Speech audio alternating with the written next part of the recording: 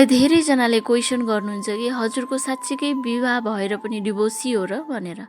ल सुन्नुहोस्, अब चाहिँ मेरो विवाह चाहिँ 2019मा भएको थियो। 2020मा चाहिँ मेरो छोरा अयान जन्मियो। मेरो विवाह चाहिँ प्रेम विवाह होइन, मेरो विवाह चाहिँ मागी विवाह भयो। घरमा 3-4 पटक आउँदाखेरि, माग्न आउँदाखेरि त्यस पछाडि मेरो बुवा आमाले राम्रै होला भनेर दिनुभयो। ऊ चाहिँ मभन्दा 18 वर्षले जेठो थियो, म चाहिँ 18 वर्षले कान्छी थिएँ।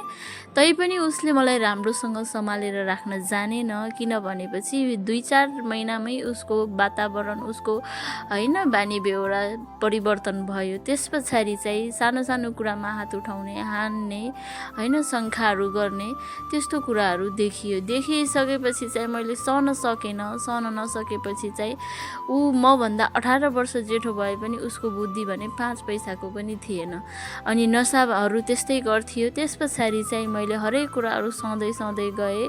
बाबु 1 वर्षको हुन बित्तिकै चाहिँ लास्टै धेरै मैले सहनै नसक्ने तनावहरू दिन थालिसकेपछि चाहिँ मैले निर्णय लगेँ, अब चाहिँ म गर्न सक्छु, किन भनेपछि म एक्लै गर्न सक्छु भनेर मैले निर्णय लगिसकेपछि चाहिँ म माइत बसेँ डिभोर्स गरेर। अनि ऊ चाहिँ आफ्नो घरमा आफ्नो परिवारहरूसँग बस्यो, उसको आफ्नो दुनियाँमा खुसी रह्यो। र म चाहिँ मेरो छोरालाई पाल्दै दुःख सङ्घर्ष गर्दै माइतमा छु। र उसले चाहिँ खर्च पानी 1 रुपियाँ पनि दिँदैन। र मेरो बाबु डिभोर्स हुँदाखेरि चाहिँ 1 वर्षको थियो, अहिले चाहिँ 4 कम्प्लिट भएर 5मा लागिसकेको छ। कस्तो लाग्छ मेरो जीवनको कहानी?